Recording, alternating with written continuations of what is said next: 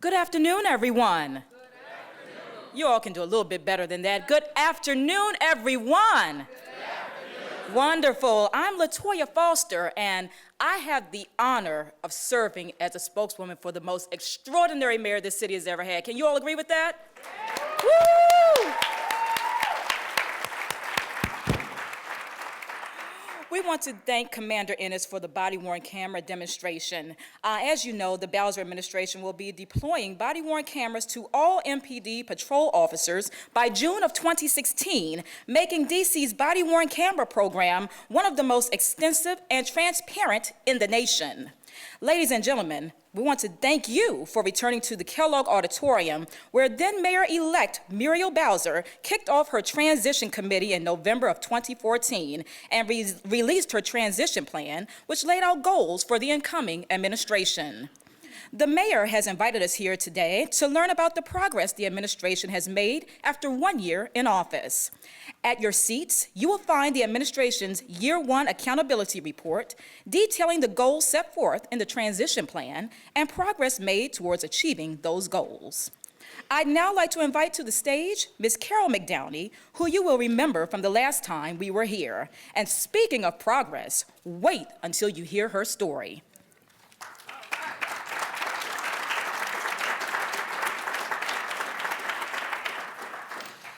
Good afternoon, everyone. My name is Carol McDowney, a staff assistant and executive officer of the mayor. A little over a year ago, I stood up on this same stage and told you a bit about myself. I told you that, like a lot of people in D.C., I had made mistakes, made amends, and was looking for a fresh start. I told you that for the previous 7 years, I had been homeless. And I told you how hard it was for me to live apart from my 14-year-old daughter, Dejour. I told you that one day back in July of 2014, I met Muriel Bowser when she knocked on my sister's door during her campaign to be our mayor.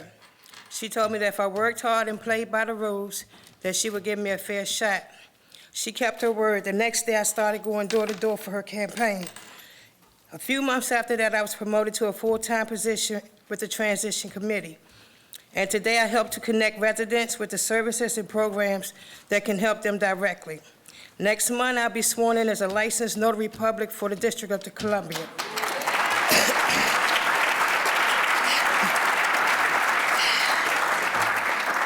There's one last thing that I told you all last year. I said that more than giving me a job, Mayor Bowser gave me hope. Hope that by Dejour's 15th birthday, we will have a place to call our own. I'm happy to say that in 2 months, Dejour and I will celebrate her sweet 16. The second birthday that we will have shared together in our 2-bedroom apartment in Deanwood.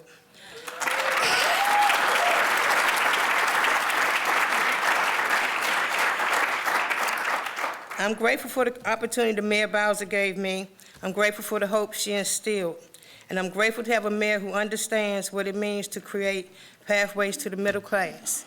Ladies and gentlemen, Mayor Muriel Bowser.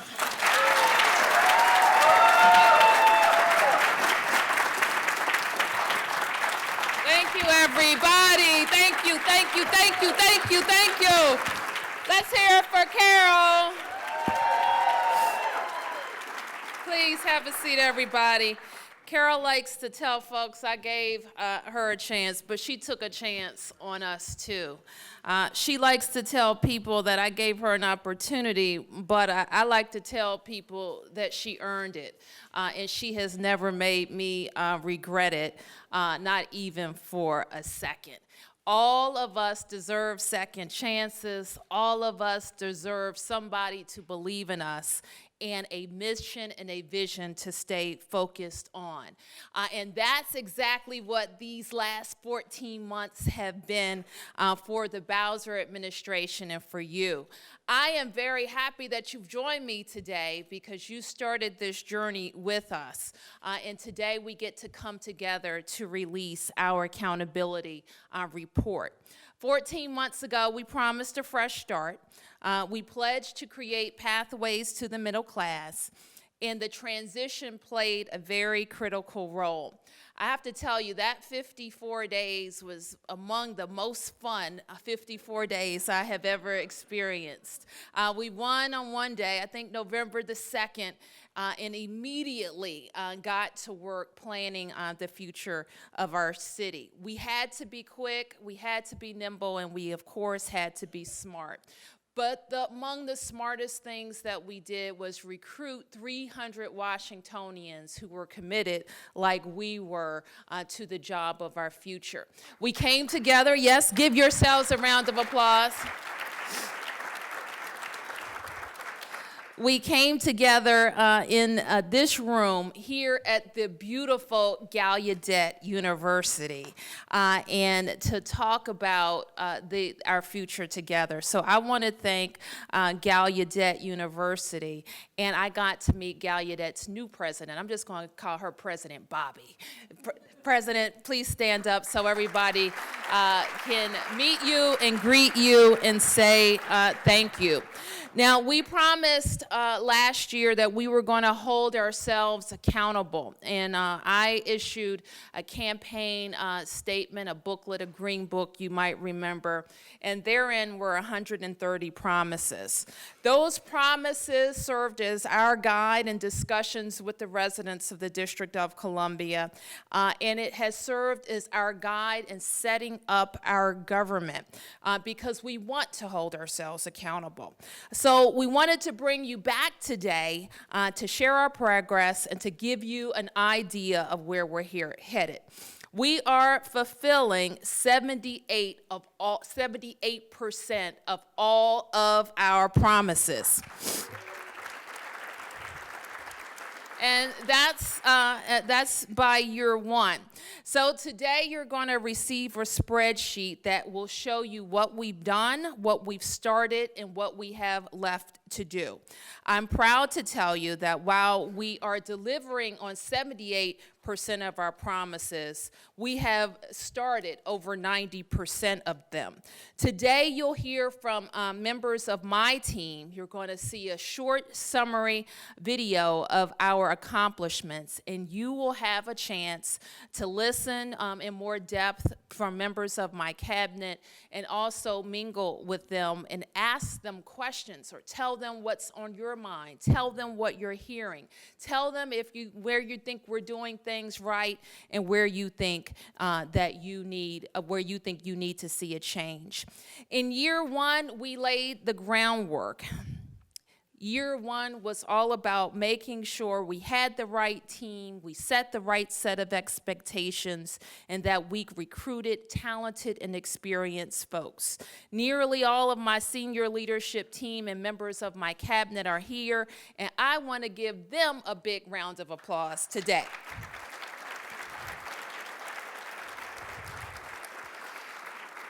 These folks have spent time away from their families. Some of them have moved across the United States. Some of them have moved from Maryland to Virginia, or they may have even just walked across the street. Some of them answered the call to be a part of the Bowser administration, and we are very excited about that.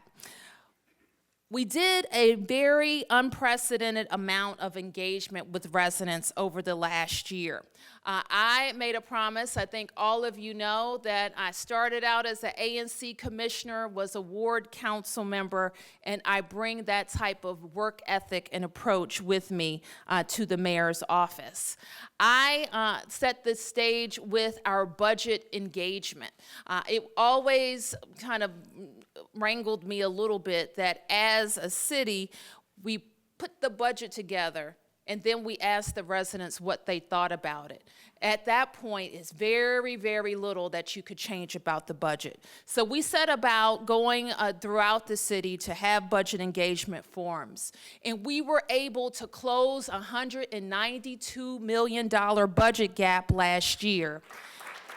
But at the same time, we committed $100 million to affordable housing across the District of Columbia.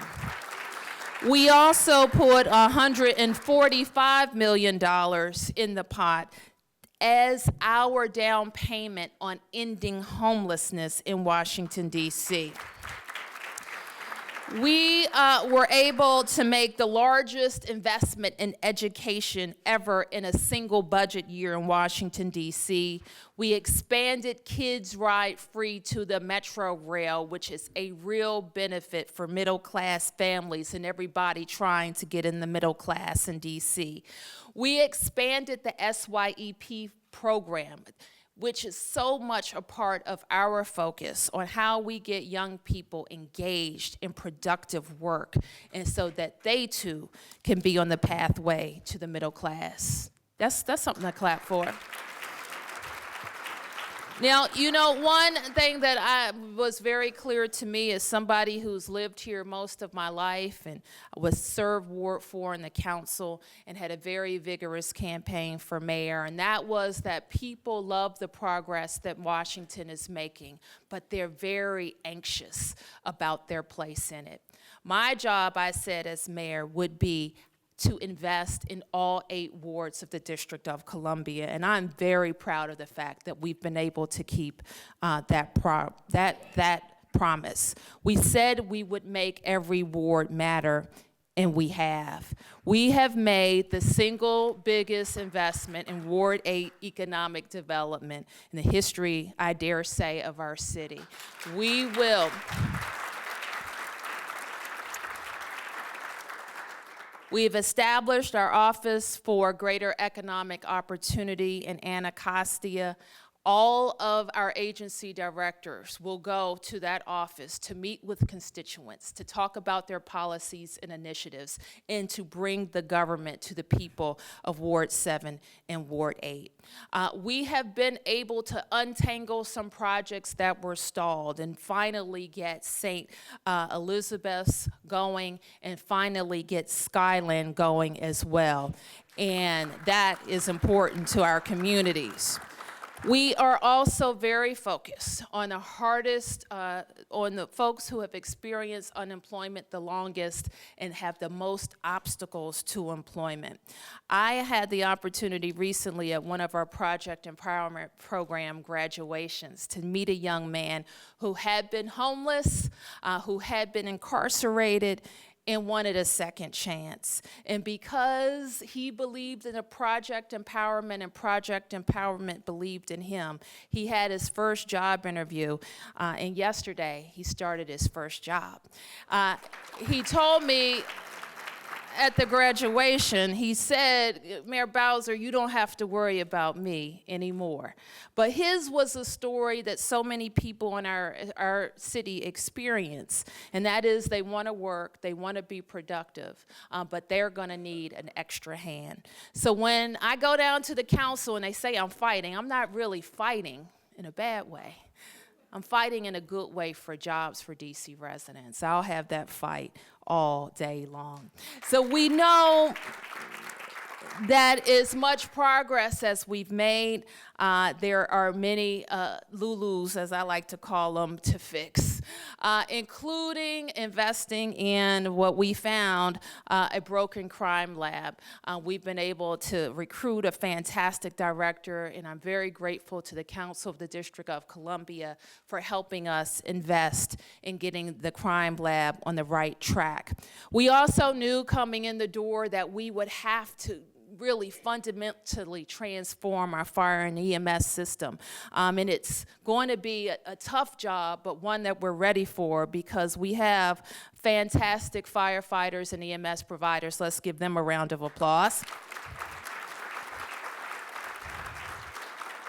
It was important to us to keep the faith with them and settle, I think, a 12-year lawsuit. And it's going to be important for us to keep the faith with our communities, to make sure they have the best fire chief. And we're grateful for Chief Dean for coming from the other Washington to lead our department. We want them to have the best fleet of apparatus, and we're working with them to do that. But we also want to make sure that they have the people power to address the growing number of calls that a city that will soon be 800,000 people again generates. And that's why we will make sure that we are expanding the power of our EMS with a state-of-the-art system that will address the needs of a growing nation's capital.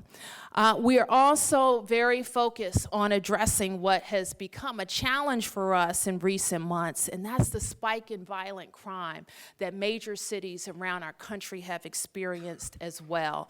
And I am very confident that our whole city, the folks that are responsible for enforcing the laws, who are with Chief Lanier and very able members of our Metropolitan Police Department, give them a big round of applause.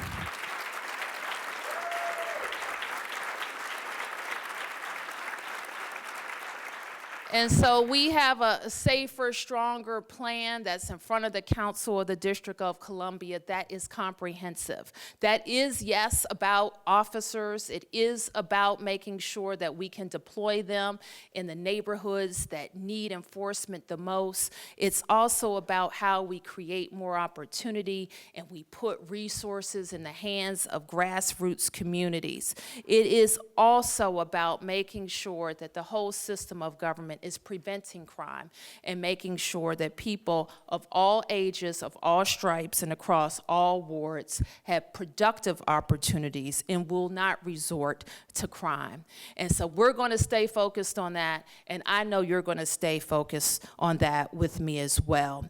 But I just want to say how proud I am that wherever I go in this region, in this nation, or indeed around the world, that people are watching what we are doing in Washington, D.C. I said when I ran for mayor that I was concerned that we had become too parochial. Now, you know, I can talk about an ANC matter, I can talk about a ward matter, a city matter, but we have to remember that we are the nation's capital, and people are watching what we are doing. I was proud to represent our city in China, where people were excited to come and visit Washington, D.C. We had our 5th record-breaking year of visitation to Washington, and the Chinese people are the #1 visitors to our city. We had a tremendous year with our economic development projects and moving projects forward and announcing new ones. We stayed focused on expanding our footprint in the world of tech, and people are watching.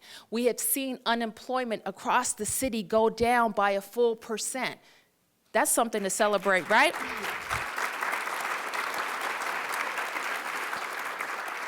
We see our families continue to choose our public schools, and people continue to come to the city, 1,000 people per month. This has been a fantastic year, and I am looking forward to the days ahead. We know that we have infrastructure and systems that need to be replaced. One of the big initiatives that people in the city tell me they love, who wants to guess? It involves infrastructure. Alley-palooza. So if your alley hasn't been paloozed, look out, because after many decades of no investment in critical infrastructure, we're very focused on how we can make those investments moving forward. And that is going to be so important in the days ahead. So I wanted to thank you for your last year of just tremendous support. I want to invite you to stay engaged, to send us your comments and questions. And if, again, there's something that you think that we should be focused on, I hope that you will speak up. Who's going to speak up about issues that are important to them? All right, very good. Congratulations on year 1.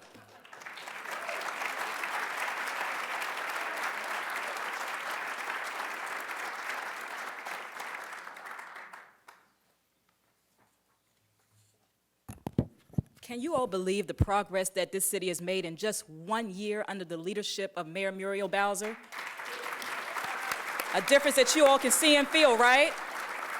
Right.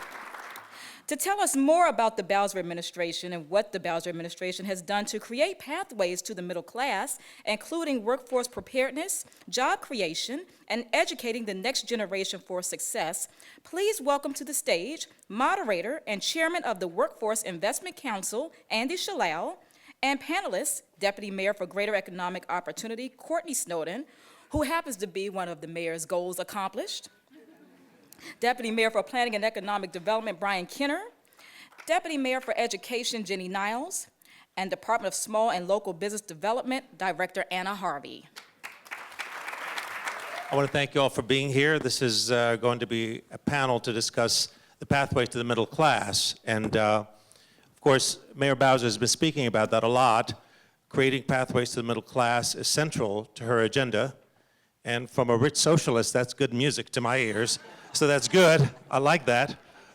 From improving schools to getting residents trained for jobs, attracting new development in the city, this administration has been focused on all of these issues, and with us here are the folks that are making this happen. We have Courtney Snowden, Deputy Mayor for Greater Economic Opportunity, the very new post in Ward 8. We have Anna Harvey, who is the Department of Small Local Business Development Director. Thank you for being here. We have Brian Kenner, who is the Deputy Mayor for Economic Development and Planning. Thank you. And Jennifer Niles, the Deputy Mayor for Education. Thank you all for being here. So I want to begin by asking the panelists to give us just an overview, basically, of what have they done. I know that there was a lot said here about what's happened in the last year, but specifically in your area of expertise, in your departments, what have you done to honor that pledge of creating pathways to the middle class? And maybe we could start with you, Courtney, since I've gotten to know you so well in the past few days. We've been meeting on a regular basis once I got the post for chairing the WIC, and it's been very exciting. And just to think, 2 years ago, I didn't know what WIC stood for. I thought it was some magic thing, that you do. But It is magic. It is magic. We're going to be doing magic. But it's great to be able to be a part of this administration to make this happen. So Courtney, let's begin with you. What have you done to create pathways to the middle class? Well, we have done quite a bit over in the Office of Greater Economic Opportunity, and I have to say the mayor talked about two very important things that were done to help us get closer to our goal. One, I exist. We have the Deputy Mayor for Greater Economic Opportunity, which is helping us, the city, our administration, and other key stakeholders really focus on expanding prosperity to neighborhoods that have been overlooked and underserved and chronically. Also, we have launched some pretty significant programs. Some you heard the mayor talk about, which we're incredibly proud of. As I say all the time, I was a summer youth employment program kid, and I sit here because I sat there. The expansion of this program to 22 to 24-year-olds has made a really significant difference. And I've had an opportunity to really see up close and personal the difference it's made. And we have a good number of those young people who have full-time employment that is year-round. That is worthy of some applause.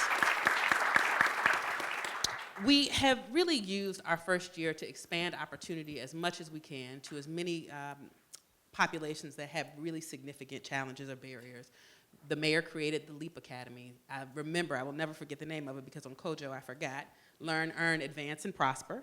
And this academy is focused on helping DC residents connect with DC government for DC jobs. We train them, we prepare them, and we make a job available to those who are successful. And so we've seen more than 100 people go through that program and get connected to high quality DC jobs, putting them on the pathway to the middle class. Yeah. And I would just mention two other programs, one other program and some work that Anna is going to probably talk a lot about. We also launched the DC Career Connections Program, which is a program that engages justice-involved youth, helps to connect them to training and education, and importantly, connects them to a real work experience to prepare them. Now, that is part, you'll hear about this a little later, but that is part of our crime prevention strategy. We know when you got to get up and go to work every day, you are probably not going to be wreaking havoc in communities, and we got to create some opportunities for people to make change in their lives and to access second chances, and we're doing it through that program. But the other piece of the work that we're doing is making sure that we're growing small business opportunities and small business development, in particular in overlooked and underserved communities. And the reason why we're so focused on that, and Anna will tell you why also, is because we know that the way that we're going to change these communities, improve the quality of life, create greater access, and increase economic opportunity is through growing resident-owned small businesses in our All right, you're communities. taking away Anna's thunder now. Well, there's just you so need to much give to Anna a chance say. to say a few things too. But I wanted to ask you specifically about one of the main things that people oftentimes asked when, for example, when I was walking around in Ward 8, people would say, can you get me a job? I mean, that's the one thing that people always ask for. It's not, can you remove barriers? Not any of those things. It's, can you get me a job? And for those people that are coming back to ask that question, what do you answer them now? How do you answer that question to them? Well, we heard one fantastic story of it with Ms. Carroll, who is the perfect illustration of exactly what we're trying to do for everyone in our city, both those who are changing careers and have a lot of education and those who need a little bit more support and have significantly more barriers. We're doing a lot. One, we're creating high-quality programs that we know also include the supports to help people be successful. We're connecting them as quickly as we can to employment opportunities where they can get paid on day one. That's a really key, important, and critical thing. But the other piece that we're doing is we have spent this first year, you have heard the mayor probably in all of her discussion around the city and with the media talking about the first year, really talking about how it's taken us a little bit to wrap our minds around the significant and vast, complicated problem of workforce development, and we are getting there in a pretty meaningful way. And what is true is, while we do have to talk a lot to the council about supporting some of our job training and and our subsidized employment programs, the other reality is we also have to figure out how to make the system work better for the residents of the District of Columbia. So we've made some great strides, one, in bringing you on as the Workforce Investment Council chair, but two, also identifying the highest quality, top-level talent from around the country to help us fix this workforce system. But the other piece that we're doing is we're actually connecting people to jobs. And the Department of Employment Services is doing a really fantastic job in moving people through the American Job Centers and otherwise. That's how we get to a 1%. And I think that's a very... Well, hold on, let me just say this. That's how we get to right. a 1% decrease in unemployment since January. And that's a very important point I think you make, is the American Job Center is, part of it is understanding the needs of the people that walk in there and being able to accommodate them in a humanistic way, not just in a bureaucratic way, because sometimes if you tell somebody come back in a month, you're going to lose them. If you're going to tell them come back in a week, you're going to lose them, right? We talked about that earlier. That's right. I also think if I tell them to come back in a month, I won't have my job. Is that right, Mayor? All right. I think we'll keep you for at least another month. But, Please. But let's move on to Anna. It's wonderful to have you. I was very excited to see you on Small Business Day, which is the Saturday after Thanksgiving. You were actually going door to door to businesses, and I happened to be in one of my places. 12 hours solid. Where you walked in, 12 hours on your feet, walking from business to business. And that's what it takes, really, for businesses, especially small local businesses, to understand that the government is there for them. Correct. And not just an obstacle, because a lot of times when people hear from government, when I get that letter that says DC government on it, I'm not seeing a thank you Simple. note in there. Yeah. I'm not seeing, I'm so glad you're actually creating jobs. I'm seeing, where's your bill that's been overdue, or something like that. But it's nice to see your face there and your Thank you. smiling face to be in all the different places. Thank you. What is happening right now with the small and local business development in the city? Because that is the engine for economic opportunity in any correct. city, right? Yes. Well, first of all, I really want to thank Mayor Bowser for giving me the opportunity to represent and advocate for 60,000 small businesses in the city, including 1,200 CBEs. So that is just amazing. It's an amazing base of support that the city needs. So not only that, but in the transition team, most of you work on the transition team. In one of the little paragraphs that maybe got lost there is that Mayor Bowser said that she was going to elevate the mission of the Department of Small and Local Business Development. But what she has done and what she has allowed me to do is not elevate the mission of my office, is elevate small businesses in the city. I don't think small businesses are an afterthought anymore. I think most of you in the cabinet worked with me in the last 3 or 4 months, just making sure that we have the procurement goals. All those little pieces are very, very, very, very important to small businesses. So now I think the more and more we get engaged with, walking 12 hours that day, but that's not what we did. We just went up and down Georgia Avenue today, just knocking on doors, making sure that the government is no longer that impediment. It is a friend. And I do get frowns, right? When I said I work for the Department of Small and Local Business Development, like, I did pay. I'm not here for you to pay. I'm here to help you. And we heard a couple of things, what we're doing correct and what they need. But it's very easy to remember what we can do for small businesses, and we have been doing it. It's helping them, it's very easy to remember the 4 C's. The first is that they need counseling. They need to know how to do business, and we're doing it. We created the CEO Academy. We put together a group of construction companies and in 3-4 months, coming together, created a coalition, and they got $13 million in contract just by helping them come together. I don't think I've ever been so proud of something that happened so quickly. That's the counseling that we do. The second thing that they need is, of course, capital.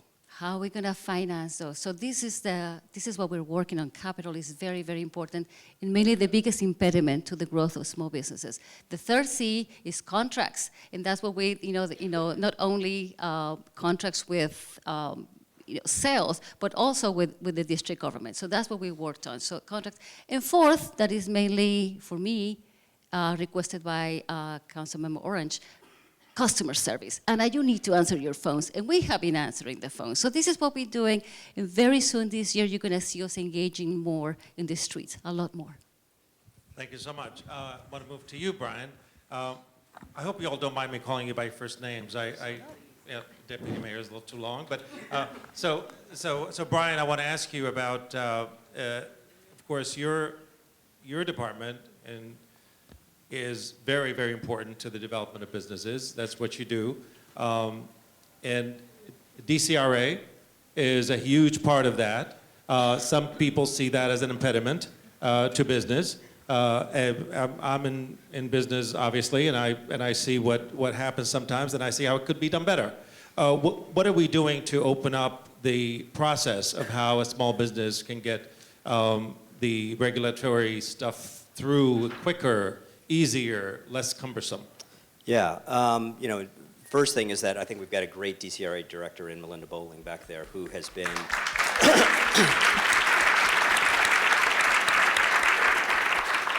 incredibly focused on just that, just trying to make sure that that we know what the process time is for people who are applying for permits or licenses.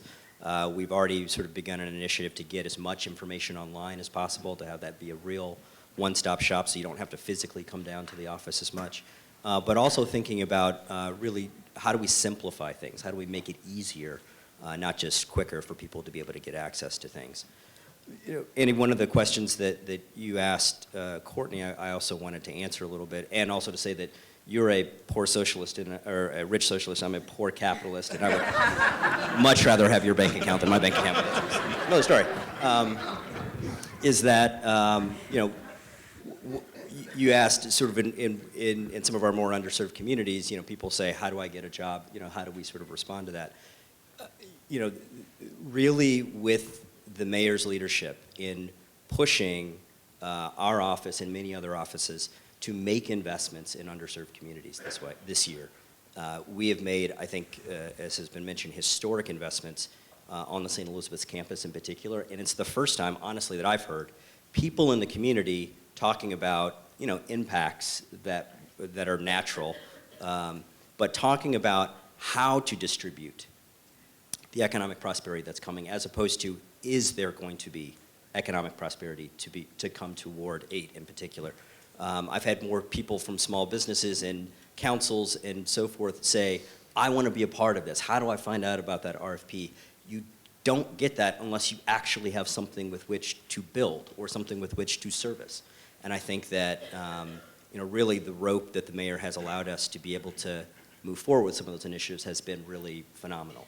To that same extent, we've had great progress on the Skyland Shopping Center project, which finally, after 27 years or so, is at a point where in 2016 you're going to see significant progress on there, and you're actually going to see people shopping at the sort of anchor tenant here in the next few years or so. Obviously, as it relates to our Great Streets program and some of the other things that we do in underserved communities, I think it's really just been sort of a banner year in that aspect, which has sort of led to sort of another initiative that we have to be very mindful of, which is affordable housing, which is that, I think that the median home price in the District of Columbia is north of $500,000 this year, and that's a lot of money. I'm very happy to report that for the St. Elizabeth's project that we just presented in front of council, of the roughly 300 or so units, we have well over 200 units that are affordable at 60% or lower. And so it has been, it's a hard issue, because when you when you talk about money, it's sort of a zero-sum game. Somebody's got to win and somebody's going to lose. But from that perspective, we have very much prioritized affordable housing as being an important policy position and something that we're willing to go to the mat for, both with developers as well as the council, if that issue happens to come up. So I feel like we are trying to figure out how best to make sure that that kind of prosperity, that kind of engagement happens to a variety of different people within sort of the District of Columbia. Somebody asked me when I got up here, like, what were the two things that I wanted people to remember about what I'm saying, and I said it would be two things. It would be, one, that we are out there trying to do things. I mean, you can fault me for what I do, but you're not going to fault me for not trying. And I feel like we've had a number of accomplishments in the economic development space in particular, in 15, and a lot of things that we're thinking about for 2016. And the second thing is that we are trying to do things in an intentional way. We are reaching out to communities that we have never reached out to before. We have an RFP process, which is sort of envisioning a different way that we go about soliciting for real estate projects in the District of Columbia. We are, for the first time, and I think there was an announcement last week about our economic intelligence platform, which is by Andrew Trueblood, who I saw back here, our excellent chief of staff in the deputy mayor's office, which really seeks to put information online for the first time about a number of different economic development initiatives. So if you want to find out how many affordable housing units are in the ward or in your community or what the next project is going to be, you can just go to one place now on our website to be able to find that. And I think that that is very intentional, something we want to continue to do in 2016. Thank you. If I could have just a follow-up, one of the biggest complaints, and I think Ward 8 is hardest hit by unemployment and other issues, obviously, but one of the biggest complaints that I've heard is that a lot of the economic development that happens sometimes east of the river does not really impact necessarily the individuals that live there. It tends to be high-profile economic development, things that happen that, give the administration a nice, kind of view of what's really happening, but it doesn't necessarily translate into real jobs and real impact on the lives of individuals living in that ward. What do you say to that? What I say to that is that very much the proof is in the pudding. You're going to have to hold me accountable to those kinds of metrics. We were very intentional when we announced sort of the stadium proposition on the St. Elizabeth's campus, that we, along with Events DC, are going to be very intentional about hiring local Ward 8 residents, engaging Ward 8 businesses in a way that has not been done in the past. And, I also am always reminded that with ANC commissioners like Mary Cuthbert, I know that I'm going to be held accountable for things. So I don't think anybody can accuse Ward 8 or Ward 7 for being not vocal about their intentions and about their wants, and they need to be. I think that we need to hear that. One of the things for the St. Elizabeth's project that we were very happy about is that for the residential component of that project, there's going to be a Ward 8 homebuyers club, something we've never tried before. It was actually envisioned by Councilmember LaRuby May, something that we talked to the developer about, and we just continued to sort of ideate effectively on it. And I think that we've got a program that's really going to encourage local people in Ward 8 to be homeowners on that campus. And that is something that 10 years ago, I don't think anybody could have envisioned was going to happen. So we're very open to being able to meet lots of the community expectations, and we appreciate that kind of feedback. Thank you.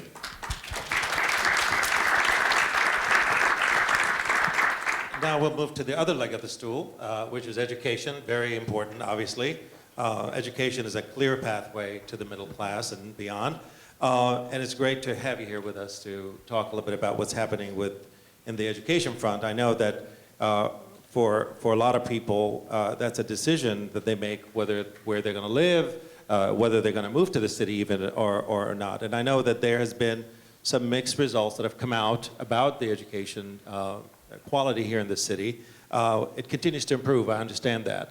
But I think a lot of times when we look at improvements, we tend to look at them as percentage points as opposed to real people.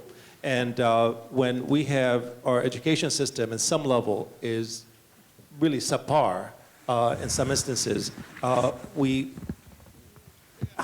can we move beyond just incremental improvements as opposed to structural, real, big chunks of improvements that doesn't leave any child without the education that they deserve? Great. Well, that's a great question. I think that making sure that we have a world-class education available to all of our students in all 8 wards is exactly what this administration is about. We have been working on the structural issues deeply, and so while what is hard is that it may look incremental on the outside, we are improving faster than any other jurisdiction in the entire country. And so, yes, we still have a far way to go, but at least we have the rate is as fast as any other place, according to the NAEP scores, our National Assessment for Educational Progress. So our indicators are up, as you mentioned, and that is definitely a good thing. Our graduation rate, our NAEP scores, and our enrollment. And so one of the things that's most key is where do parents choose to put their kids in school? And for the 4th year in a row, we have enrollment increase in DCPS. That means more parents are choosing DCPS. And our, I think, 17th year of enrollment increase for public charter schools. And so it's very unusual to have the enrollment increase in both sectors, both DCPS and public charter schools. So that's a huge ringing endorsement. But it doesn't totally replace the fact that we still have these huge gaps. And so the way that we need to go after those huge gaps is having the best teachers possible in front of every single classroom. And so doing everything we can to reach that, making sure that our school buildings are conducive to learning. And so we continue to have one of the most robust, if not the most robust, capital improvement projects for our schools at breakneck speed. So we're definitely doing many of these structural things. I think that as the National Research Council did a study about how the mayoral control has gone, one of the things that they noted is the most important thing has been the consistency of leadership. And so Mayor Bowser took that very seriously, and my job is to not only be consistent, but is to push even faster and harder to do that, but not by having lots of new, different little things, but it's that systemic, it's that fundamental that we need to be getting right.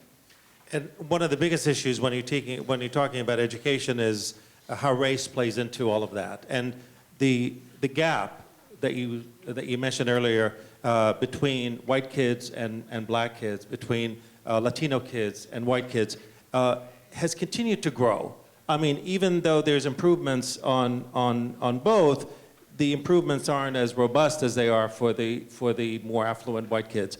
What is being done to close that gap? What is being done? I think that's what really upsets people oftentimes, is the issue that the buildings are looking much nicer. There's obviously an effort there, and it's very clear the passion that's being put there, but the gap we have not figured out a way to close that gap. What's being done to do that? You'll be happy to know that this past year in the NAEP scores, our 4th graders, our black 4th graders who are readers, increased faster than our white students who were readers. And so we actually, while one of the things we do have in DC is that our white students actually outperform white students in all the other states. And so we have had our white students' progress continue to go up, but the rate at which our kids of color are beginning to exceed that of their white counterparts. And that's what we need to close the gap, right? Because we need it at different speeds to make sure that we catch up. We are doing a number of things with our Empowering Males of Color efforts. We're really excited to, as I think that you all know, we're starting a high school devoted to boys of color. Yep, our Empowering Males Academy. And with the support of the administration, that's opening this fall. And so we announced it last year. There actually is, the lottery is actually open if any of you have high school students who want to do this. And by February 1st, you have to indicate your interest. We've also got a mentoring program that's doing literacy for our pre-K through 3rd graders, especially our boys who are falling behind in reading, because we know that making sure that we have kids on grade level, especially in the early grades, are going to allow them to be more successful. And we have a number of other initiatives. But it is front and center, this disparity between our kids, and it also goes across disability. So our kids with special needs are not performing at the same levels, and our kids who are not wealthy are not performing at the same levels. So, so I have a lot of work to do. Thank you so much for all the work that you already do. I want to move ahead and see what is the one or two things that you hope to accomplish in 2016 in your arena. And we're going to hold you to that the next time we have this panel in 2017, just so you know. All right? So we can, I guess we'll start. Should we start? You want to start? No, I'm happy to start. All right. Okay, so 2016, we have two sectors. We have our DCPS and our public charter schools, and we need to figure out how they can work together to optimize all the smart things that we know how to do for kids. And so that is my job in coming in 2016, to increase our student outcomes. Thank you. Brian. I think an increased focus on affordable housing. I think you're going to see that in 2016. I think in addition to the $100 million potentially from the Housing Production Trust Fund, we have a housing preservation strike force that's going to have some recommendations that I think you'll see some interesting thoughts about potentially in the 2016 budget. And then, you know, sort of on the, I'll go to the tech and inclusion, or tech and innovation sort of space. You know, I think that we continue to brand the district as sort of the heart of innovation. We'll continue to do that in 2016. I think we'll make a concerted effort to sort of also be the leader, and I'll say this not even nationally but globally, the leader in inclusive innovation. We are going to be making a huge push around really branding the district as the home of the place. If you are a woman, if you are a person of color, we want you to be involved in lots of our technology and small business efforts, and I think that we already have a natural advantage. We're already one of the highest percentages for women and people of color in technology and innovation already. We want to continue to cultivate that, and I think we have some initiatives in 2016 that will help. Thank you. And don't despair, Brian. I was a poor capitalist also one time. Okay, good.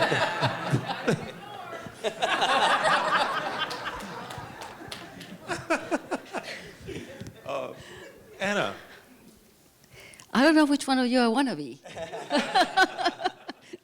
So now that everybody has, in the cabinet has received a green book from me, that was our Christmas present, and we have brought new daylight to local procurement. Next year, we're going to focus on local procurement. And I don't mean on compliance or going to your office and make sure that you're doing it right. That's not exactly what I mean. What I mean is I need to create those companies that are going to be serving you. So how do I create, how do I attract, how do I retain those companies that are going to benefit from the local procurement? We're talking about a minimum of $317 million. That's the minimum that small business can get if they work with DC government. So how is it that I'm going to get those companies ready to actually perform at the level that you need? So that is very, very important. The second thing is making sure that just dealing with the government is easier for small businesses, you know, more things online, easier registration, working with DCRA, and all those things.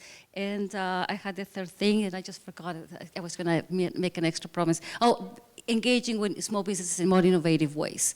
And you will see us, the Department of Small and Local Business Development, engaging more with retail, with small business in the street, not so much. We're not only a CBE compliance entity. We are here to serve the 60,000 small businesses in the city. So you will see us out there a lot more. Thank you. Courtney. So we're going to do three things. We're going to train, retain, and grow. We are going to build a comprehensive workforce system that allows us to create the workforce that is the envy of the nation. We are going to retain residents of the District of Columbia. We are going to retain small businesses and help them to stay here in the District of Columbia and grow and thrive. And we're going to create some new opportunities, and that's what we're going to grow. Brian and I are going to work together under the mayor's leadership to diversify the types of employment opportunities that exist in this city to ensure that every resident, no matter how much education they have, there is an opportunity that exists for them. We're going to grow the economic security of our residents, and we're going to grow our workforce system in a way that really makes the changes necessary to ensure that every single DC resident has access to the training they need or the high-quality job opportunity that'll put them on the pathway to the middle class. Well, I want to thank you all very much. It's been a pleasure talking to you, and we'll come back in 2017 to see how you guys are done. Thank you.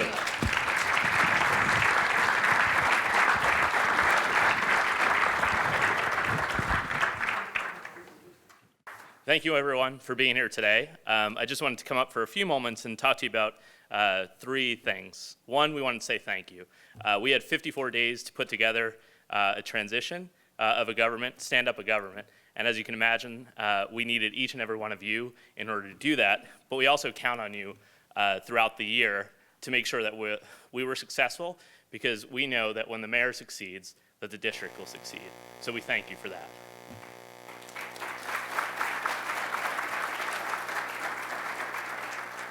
We also wanted to have an opportunity, I don't know, for those of us on the staff, we know that the mayor likes to walk around the office. It's scary for some, rewarding for others, but the question that she always asks is, how are we doing? And so if you open up your folders, we gave you some reading materials to show you just how we're doing. What we did, and this was, as you can imagine, a little bit of help from our Deputy Chief of Staff, Lindsay Parker, went through and led an exercise of taking the transition plan that all of you worked on throughout those 54 days and put a stamp of where we are today on implementing those goals. So if you take a look at this, you don't have to do it right now, but when you take a look at this, take a look and see how far we are, how far we have to go, and think about how you might be able to help, because we don't do this alone. In the transition, when we looked at what we were going to do in those 54 days, the first staff meeting, as you can imagine, was a little bit chaotic. And what we talked about was the most important thing that we have to do is understand what the mayor's vision is, right? And then our job as the transition committee was to put in place a plan, to lay out the processes, and to find the people to carry out that vision. And so that's what I want to thank all of you for helping us work on and for helping us achieve some of these goals. And then the third thing we have to do today is tell you how you can continue to help and ask for that support over the next 3 years. So on the other side of your folder, you'll see 3 products. The first is an initiative that we have, Hands on Hearts, which is going to train 100,000 residents. Where's Chief Dean? 100,000 residents in CPR. So there's more information about that here. The other one is, we hope we really don't have to do this, but we suspect we might, is the resident snow teams. This is an initiative of Serve DC, and already we've signed up 2,000 residents to help seniors and those in need in case it ever snows. But it's the CA's responsibility to make sure that it does not. And then the final one is an initiative that you've all heard about. So Homeward DC is our effort to end homelessness in the District of Columbia. If you haven't had the opportunity already, there's a pledge in here that residents around the city have signed up to help the mayor and the district end homelessness. We've had over 12,000 residents already sign it. If you haven't had an opportunity to, please do so today. So what we're hoping is that you'll not only do these, take part in these initiatives yourselves, but you all have networks. So we'll ask you to follow up, and we'll send out after, Lindsay Parker will send out after this information so that you can get it out to your networks as well. And then for those of you who know me, I try to not go without, not have any day pass without the opportunity to either, 1, create a hashtag, or 2, create a video. So for today, with the help of Director Gates, we've actually put together a video. So I want to show that to you now.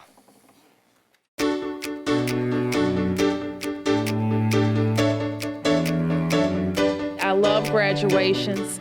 It is an opportunity to both reset.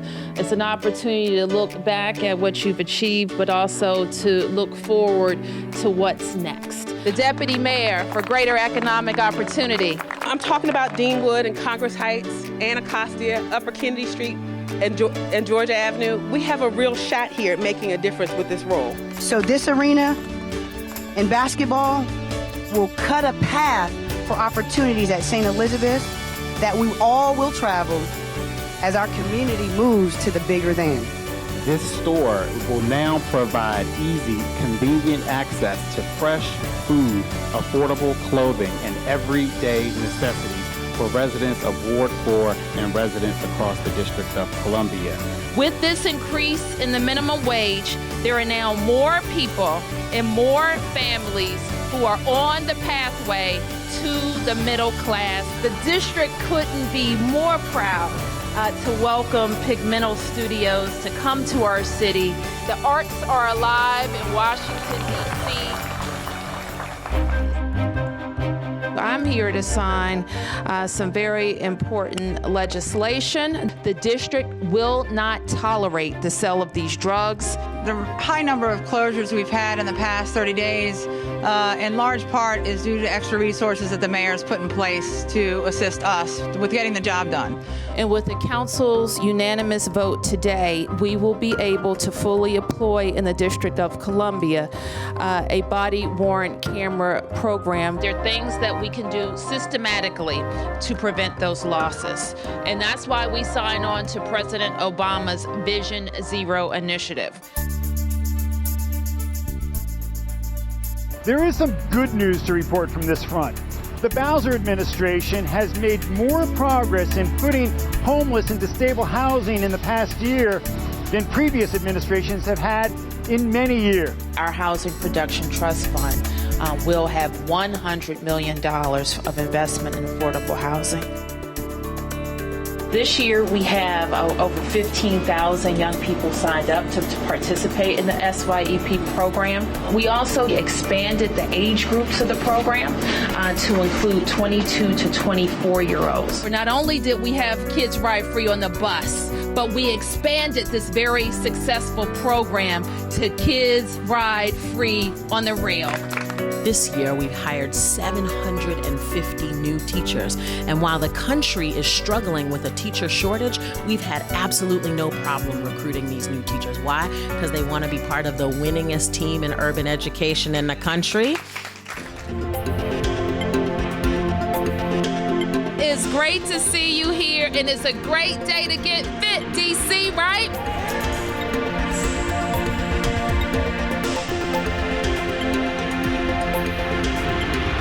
This project supports Sustainable DC. And I've said that any utility operating in the district must provide lasting and tangible benefits to DC ratepayers and residents. The council and the mayor are working together to make sure that we're just not talking, but we're walking the walk as well. We're Washington, D.C., Chuck. And the residents of the District of Columbia really want to forge a new path towards statehood.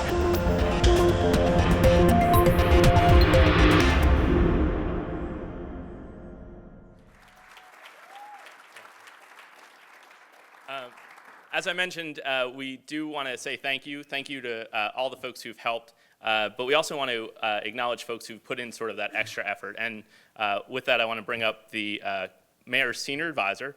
But during the transition, she was known as the chair of the co-chairs, Ms. Beverly Perry.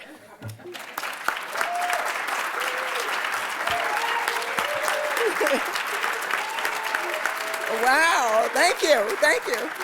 Thank you. And also, let me just say thank you again to all the co-chairs, I see Judge Terrell, I know John Boardman is supposed to be here, Dr. Riverland, and Maria Gomez. So to all the co-chairs, I want to say thank you again, and to each of you.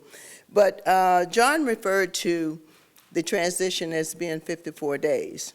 There was one person didn't understand when the 54th day occurred, and is still going strong. So we want to give that person that has been, has answered the call of duty more than any other person that we have called as part of the transition, an award to say a special thank you.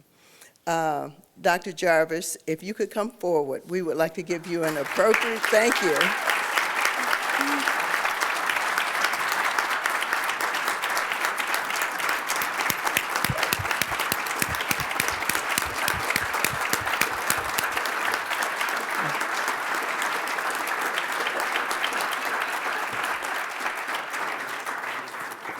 And as many of you know, not only did she interview you, she came and she made you go through a moot court for your confirmation hearing. So Dr. Jarvis, for all that you've done and for continuing, because it's not over yet.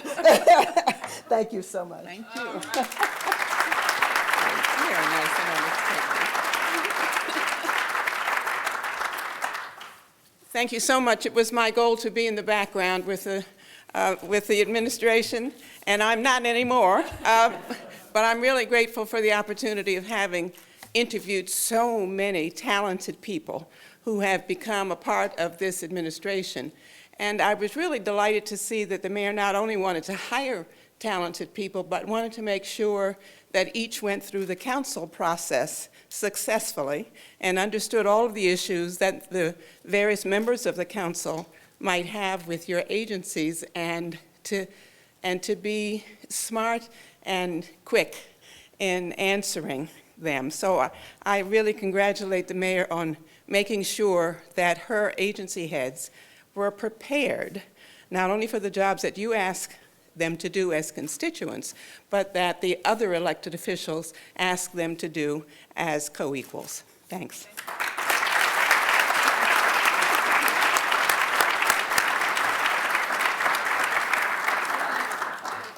So thank you, Dr. Jarvis, for that. I also just wanted to highlight that a lot of the volunteering that Dr. Jarvis does is with the Mayor's Office of Talent and Appointments. The website for the Mayor's Office of Talent and Appointments is MOTA, MOTA.dc.gov.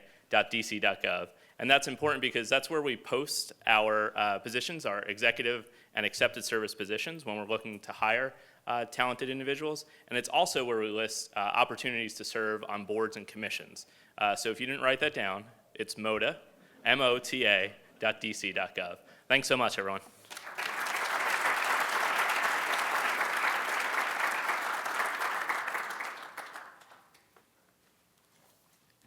Thanks, John.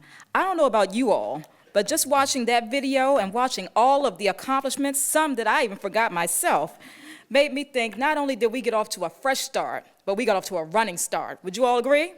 Running start? Running start.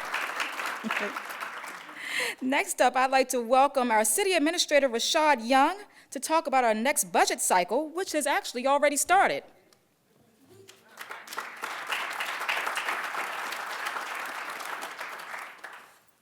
Thank you, LaToya. Good evening.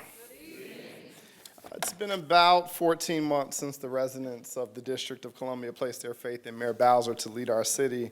And it's been almost as long that Mayor Bowser has placed her faith in me to serve as the city administrator for the government of the District of Columbia. One thing that the mayor has stressed to all of us each step of the way, as recently as Friday, in fact, is her expectation of us to be excellent. So under Mayor Bowser's leadership, we have pushed for a higher level of stewardship, accountability, and transparency at all levels of district government with the end goal of meeting the core attributes of good government, improving service delivery to our stakeholders in all 8 wards, and simply being excellent. District government has engaged, as you've heard this evening, in a host of key programs and initiatives and activities over the last year. One of our most significant has been the implementation of a priority-based budgeting and performance management program. You can most easily think of our performance management program as the way we'll ensure that we are focused and that we execute well our priorities over the next 3 years. Our performance plans are a detailed roadmap for how district government agencies will work to ensure we're building a strong economy, a healthy community, a safer, stronger DC, a world-class education system, sustainable neighborhoods, and a good government for the people. Every agency of the government is required to produce a performance plan that identifies major initiatives and programs and services provided, as well as the resources required for implementation. The process requires us to be intentional and strategic, and to develop measurable goals that tell us how we're progressing. For example, our commitment of $100 million to affordable housing and homelessness contains performance goals that include unit production counts, right, Polly? As well as timelines for delivery. This strategic approach gives us range to build in new ways to identify duplication of work, areas of improvement, and a system by which we can hold ourselves accountable for doing what we say we are going to do and driving our budget process and our programmatic activities each and every day. And so our program harnesses the best practices of innovation in government and builds a team that can provide added capacity to agencies to address their issues by analyzing challenges and supporting the implementation of innovative solutions through business process improvements and evidence-based evaluations. Most immediately, our re-envisioned CAPSTAT program allows us to perform a deep dive analytical review of services and challenges across all agencies of the government to identify solutions for issues that are important to how we deliver our services. So from our approach to snow removal, which will change this year, to how we maintain our green spaces and our boulevards and our exterior grounds, our CAPSTAT framework informs how we manage, allocate resources, and deliver services. And I'm also pleased to announce that next month we'll formally present our performance program in a public launch of our performance website. We'll invite all of you to look at our priorities and review the action plans we propose to achieve these goals. One thing that we're certain of throughout this process is that our focus on our priorities must really stem from how we measure our performance and how we budget, because we can only be good stewards if our funding decisions are tied to performance and outcomes. So at the end of March, our fiscal year 2017 budget will be delivered to the council, and it will be a budget based on our shared priorities. This year, we're working very hard to closely align with our agency directors a prioritization process that will allocate resources and programs to programs and services that allow our agencies to meet their goals that are identified in their plans. At the beginning of fiscal year 16, the mayor said, we were met with a $192 million deficit that we diligently worked to close, and we don't anticipate that this budget year is going to be much easier. And to help make sure that the community's priorities were reflected in that budget where tough choices had to be made, last year we hosted a series of budget engagement forums to hear directly from district residents about their most important programs, services, and priorities. During these forums, residents and stakeholders shared that ending homelessness was important, creating access to affordable housing was important. The opportunity to invest in job creation and job development were important. And so we made those efforts to invest in those key programs and initiatives while we were able to also cut that deficit. So next month,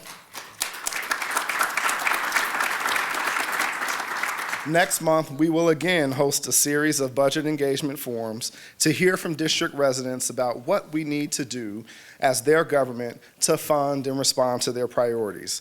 During these sessions, we'll take suggestions from residents, we'll hear from our mayor, and we'll begin to build the blueprint for our budget proposal.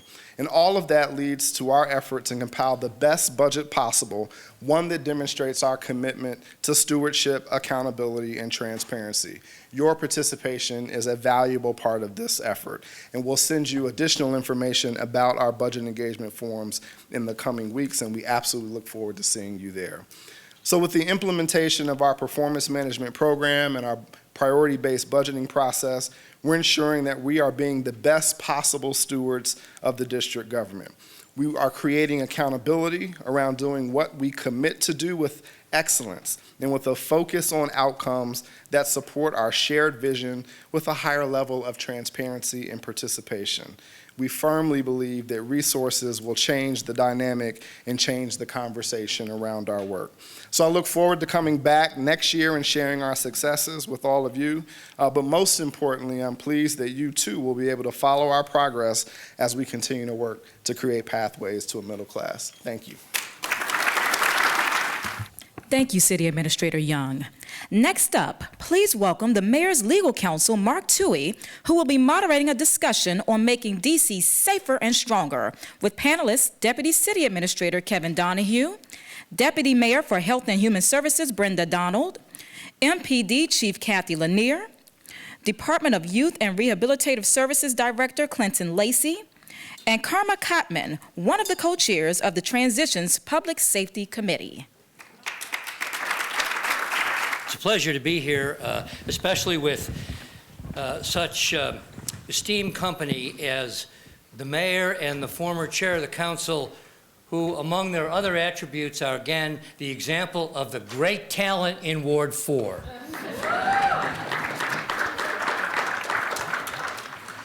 Again, let me congratulate all of you.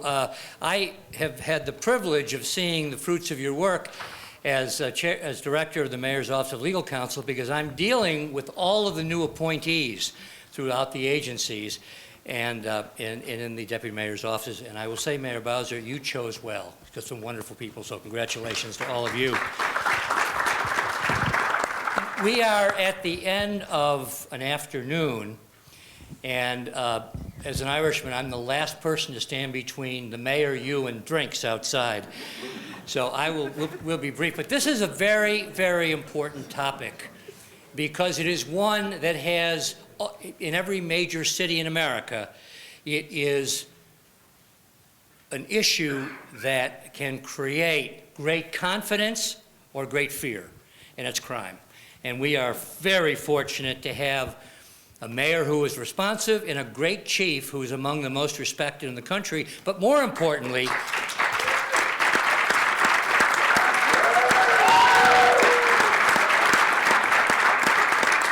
oversees a police department that, unlike others in urban America, has the confidence of the community because of the way it acts and treats.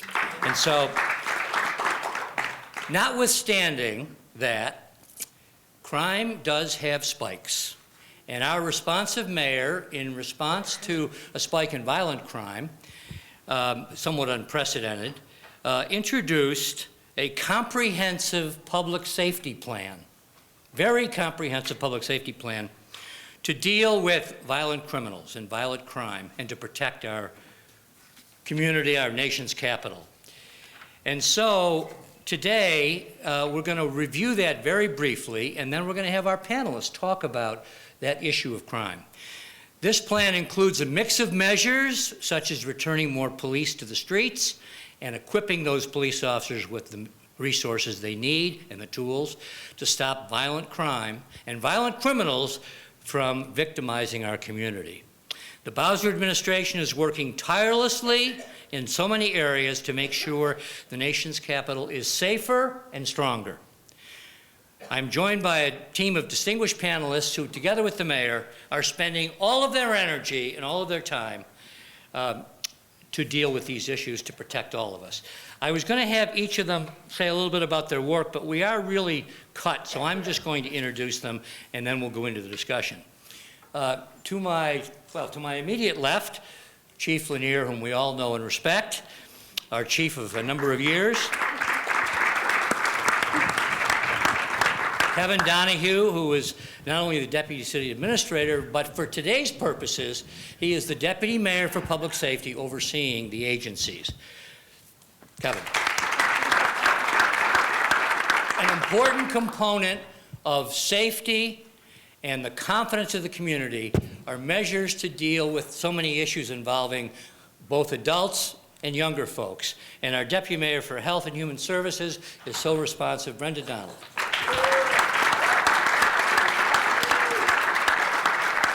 Clinton Lacey, the Director of DYRS, a very important organization dealing with one of the issues we have to be concerned about in this city, and we are, and that's our youth. Nice to have you here.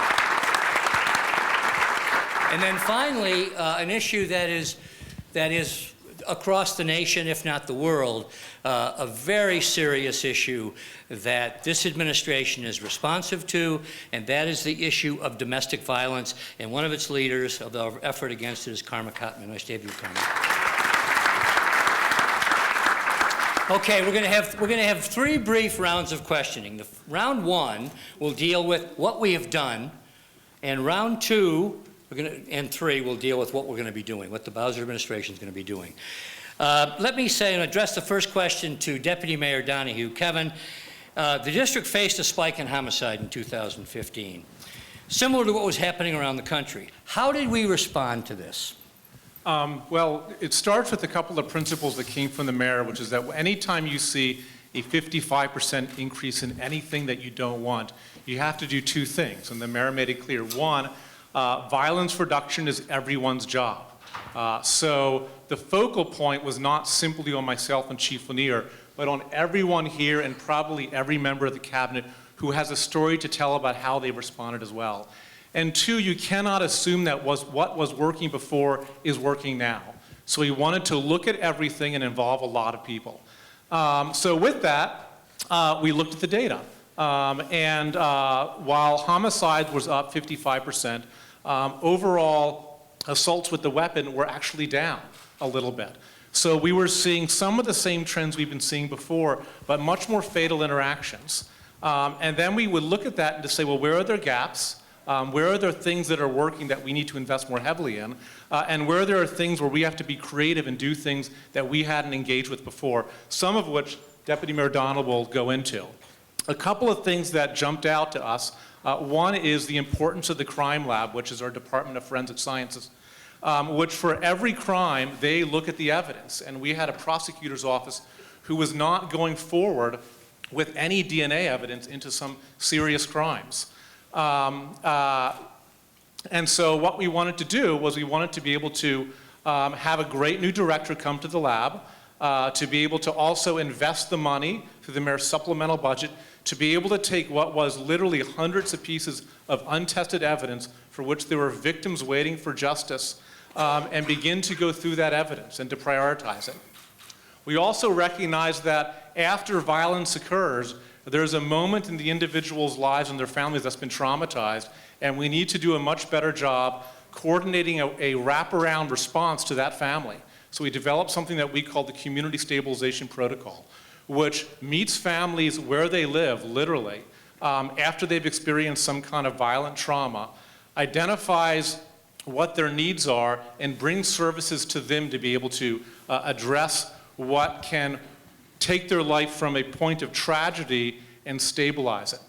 And finally, we wanted to make sure that the police had the resources they need, either through civilianization to get more cops out on the streets, through requests for overtime so we can have the deployment that we needed, or through reforms in how we police that Chief Lanier will go into in her comments.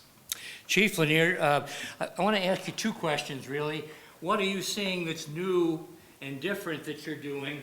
And secondly, would you address the issue of the robbery task force?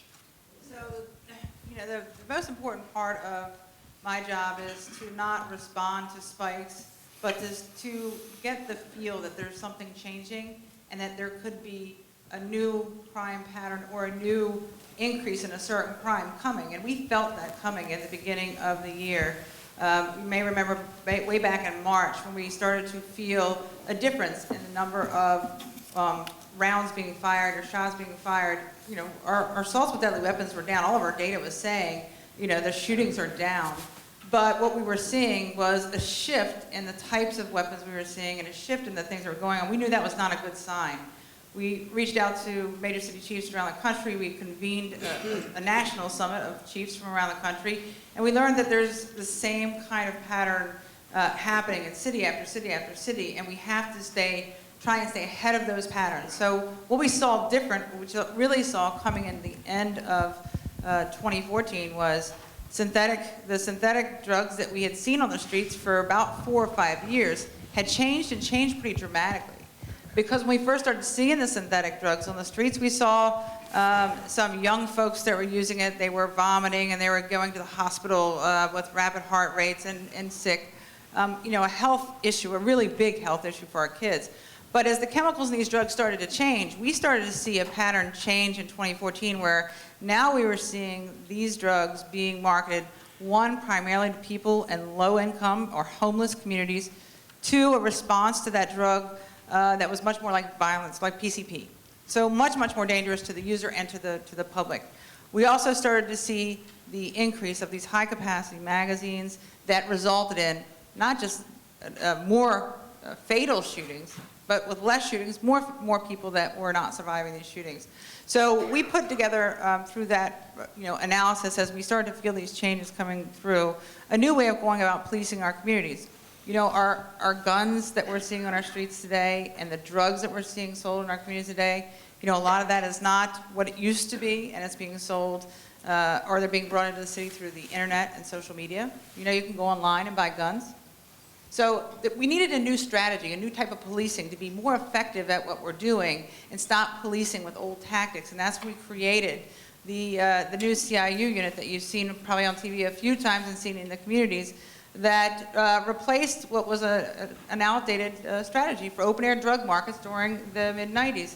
And they've been extremely effective going after the illegal firearms that are causing this havoc in our communities and going after the various types of drugs, heroin and the synthetic drugs in particular, that are also bumping that spike in that violence and crime. So those are the kind of the strategies that we have been employing, but we have to keep employing those. Good analysis, good data, and I think what the mayor has done is we've said, when we reached our all-time low in homicides back in 2012, we said we've maintained that for 3 years straight, right around 100. The next thing we need to drop that violent crime rate is a whole of government and a whole of community approach. And this mayor has done that. If you listen to just the topics today, better education, better social services, community engagement, all of those things, jobs, all those things are, and homelessness. Those are the things that are going to help bring our violence level back down. While we do the policing part of it, everybody else in social services doing their part, and the community doing their part because they have faith in the police department and good relationships. Deputy Mayor Donald, you have, as I mentioned earlier, you have much to do with a broader array of issues and the root causes of crime. Tell us what you're doing to deal with that. Sure, and just as the chief has said, I mean, this is a very comprehensive approach. When the mayor talks about Safer, Stronger DC, I think many people respond to the crime suppression and getting tough on crime tactics. Those obviously are very, very important, and there's legislation pending that we hope is going to be approved by the council to move some of those initiatives forward. But Safer, Stronger DC is a broader agenda that addresses crime prevention and investing in communities. It does tie together all the pieces. I mean, we all know that people don't wake up one day and decide that they're going to become involved in crime, that there are lots of underlying root causes, the conditions that people live in, the opportunities that they may not be able to take advantage of. So we have a focus on crime prevention, investing in communities that are hardest hit and those where we have the most incidences of violence. We're driven by the data. We're driven by the information that we share across this whole government. So we've got a public health focus on it. We asked Dr. Nesbitt and Dr. Our wonderful director of the Department of Health, and Dr. Roger Mitchell, who was our chief medical examiner, to co-chair an advisory council that helps to inform us across the government about what strategies we need to employ in these communities.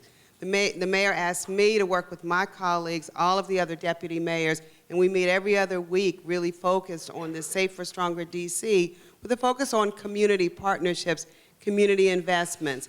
The mayor announced a couple of weeks ago many grants that we're awarding to communities that are hardest hit by violence, and working in those communities in partnership to reinvest. So you're right, all of these pieces coming together, better jobs, better opportunities, dealing with the trauma of individuals and neighborhoods are the things that will drive down crime. They're not short-term fixes, they're not easy fixes, but if we can never lose sight of the fact that they have got to come together and that we have got to be strategic and focused, and that's where we need all of our partners in this room to be part of that Safer, Stronger DC agenda. Clinton Lacey, you're dealing with a particularly vulnerable population, young men and women who have been involved in harm's way and criminal activity. Tell us what you're doing and what does the future look like for that? Well, at DYRS, we've really embarked on an ambitious journey to look for solutions in the very place where for so long we've only seen problems. And that's right in the community where our young people live, where even so much of the violence is taking place. While we're not naive and don't ignore the fact that there's real issues and in fact sometimes real crisis, really dangerous behavior, deadly behavior, also in those same communities are natural leaders who we've been referring to as credible messengers.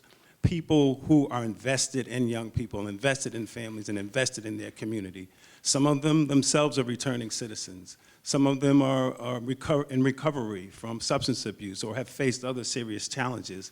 Some of them are just long-term residents who have been on the front line over the years fighting to make their communities safe and to bring opportunity to their young people and their families. And so these are our non-traditional leaders who often aren't elected officials or are not social workers or are not professionals in criminal justice, yet they have so much to offer to bring to the table. So we're tapping into those communities, tapping into these credible messengers, and partnering with them and engaging them to be mentors to our young people, peer, parent, coaches to our families, and ambassadors of peace in the community. So in addition to this full array of services that we've talked about, from employment, housing, and healthcare, and substance abuse, and the full array of efforts that have been described previously, we are also engaged in the actual process of peacemaking, going into the communities, using restorative justice practices, being led by these very credible messengers in the community to mediate conflict, to bring people together, to build capacity, because we believe that just as important as all of our roles are in our capacity, DYRS and government and MPD and what have you, we believe that it's critical that we partner with leaders in the very communities to help bring about more peaceful solutions in our communities. And so that's essentially our role. It's an important role.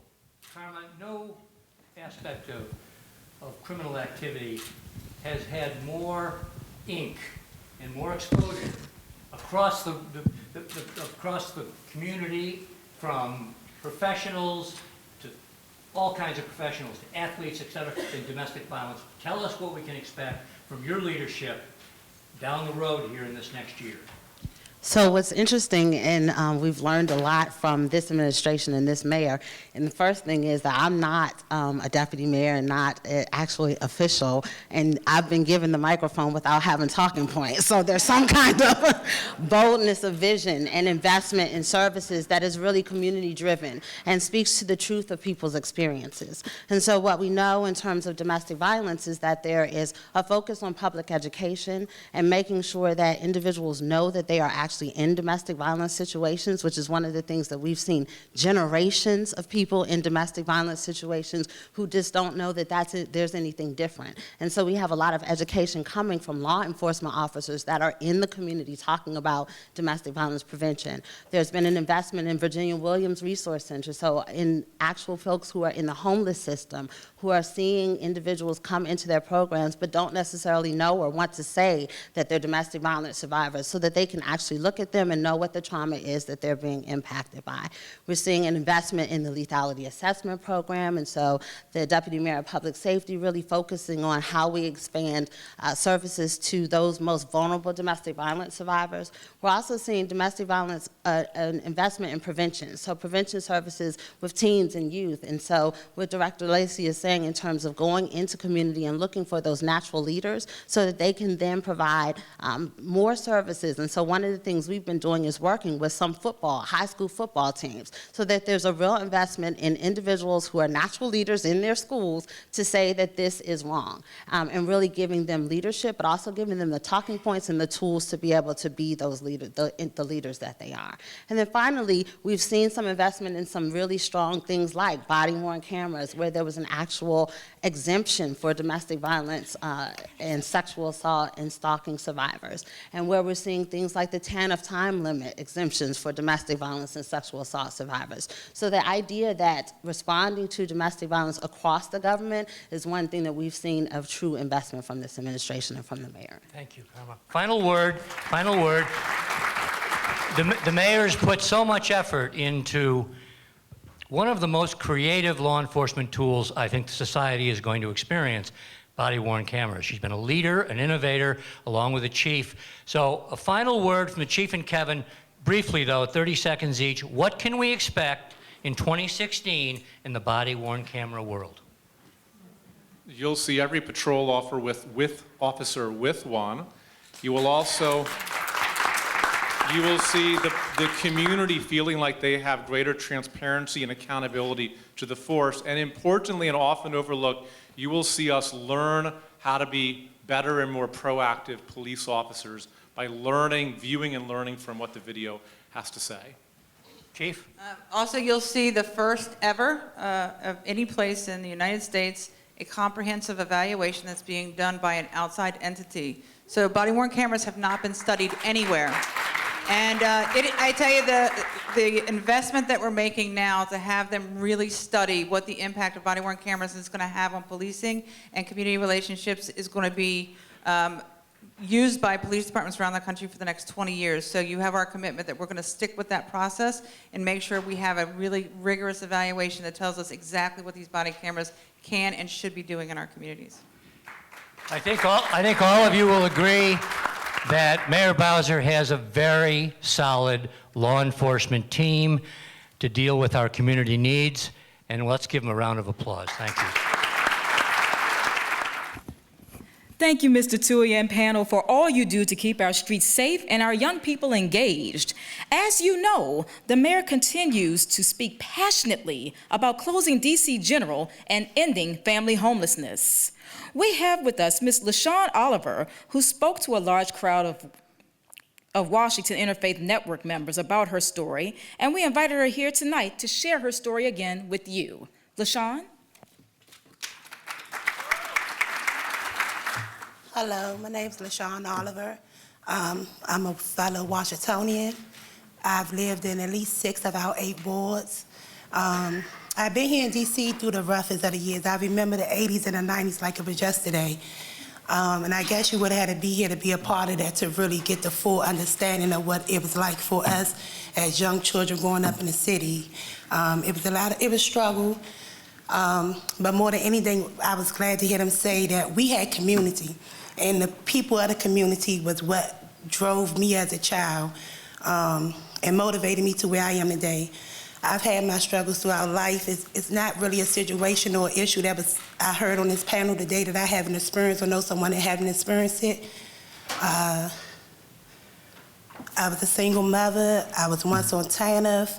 When I walked away from TANF, I had nothing. But I knew that when Mayor Bowser was running for office, she just kept on saying pathway to middle class. And that stuck in my head. And I tell you, now that I'm a UDC resident, UDC student.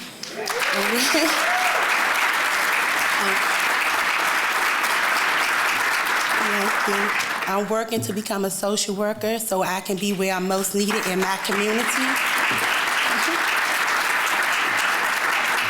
And like most youth that grew up in the 80s and 90s in DC, I didn't graduate from high school. I got my GED.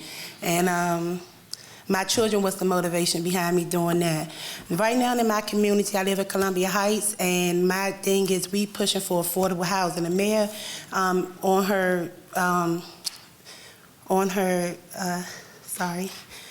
as the mayor was running for office, she made promises and she said things that she would do.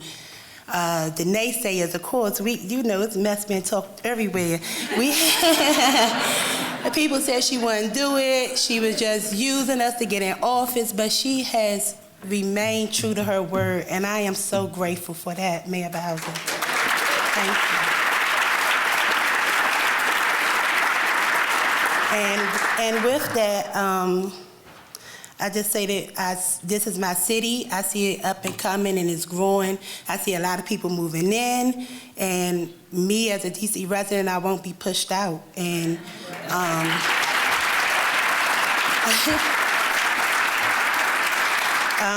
the mayor program is allowing us that space. I watch the news, I follow the news, I read the newspaper since I was 7. So I've seen a lot of things, but it was at one point when I felt like, oh my goodness, they pushing us out. And then it became a point where I'm like, no, what can I do to become a part of what's going on in my city? Is up and coming, and it's nothing we can do to stop that. So what do I do to better myself, to put myself so my chances are better? I'm looking to be a homeowner in the next few years. So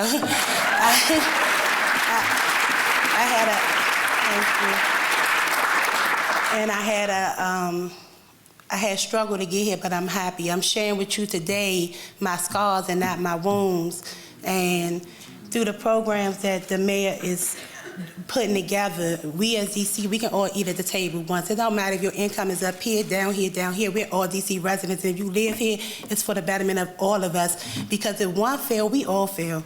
And I think that's all I have to say. Thank you.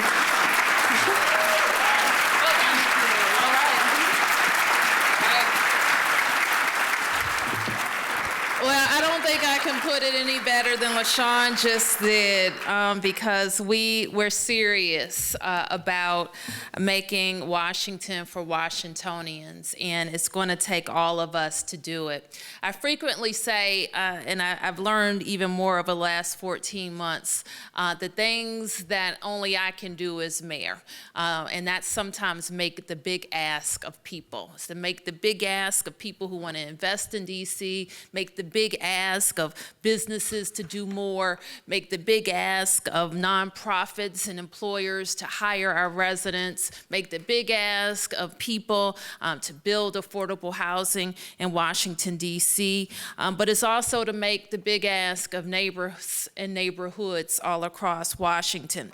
Now, I am privileged that I have been able to serve in many capacities, and I know neighborhoods really, really well.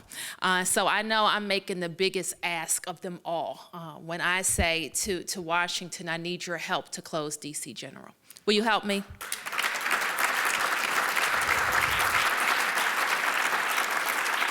There was a single issue that when we went across the city campaigning that people were solidly behind. Nobody wanted children, not even for a month or 6 months or 8 months to be raised in DC General, not a place for families. Nobody could stand before you again and say, we didn't do everything that we could possibly do to prevent another child from us not being able to find her, like we cannot find Relisha. And it is important that we all commit to doing exactly that. We have 250 families, at least, at DC General right now. That could be upwards of 600 to 700 people. We are committed, and we have worked very hard to create small, dignified emergency housing across Washington, D.C. The problem of family homelessness is not just a Ward 6 problem or a downtown problem. It's an all 8 ward problem, and it's going to take all 8 wards to solve it. Now, I told you I was a ward council member, right? So I know what's coming our way. I know it. But you should know this too, that I have put together a plan with our team that addresses how neighborhoods will be concerned about emergency family housing. Now, you saw that young woman that just preceded me, right, LaShawn? Can she be your neighbor? Can she?